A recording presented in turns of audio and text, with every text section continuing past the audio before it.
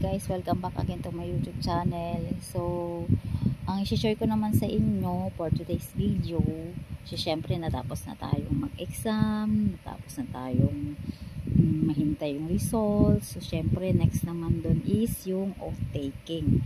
So, syempre, first step mo dun, kailangan mo magpa-appointment, and then kailangan mo magbayad. So, eto nga pala yung oath-taking form na dadalhin mo during nung oath-taking mo. So, ayan, may nakalagay dyan, oath for oath form. So, ayan.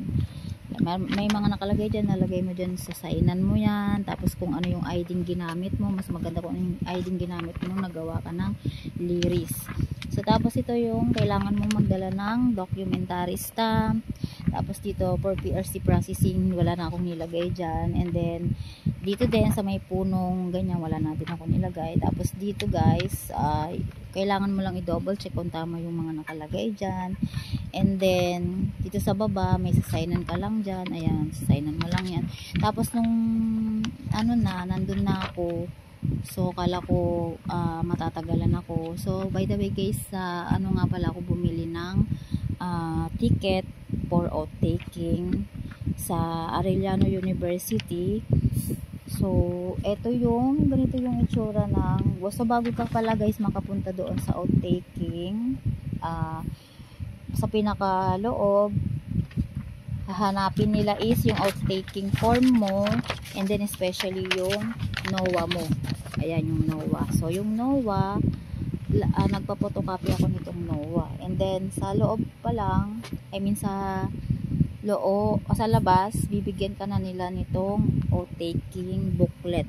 So, dito nga pala guys, at saka yung pin. Kikita nyo yung pin na yun guys. Ayun, sinabit ko siya doon. Yung pin na yan.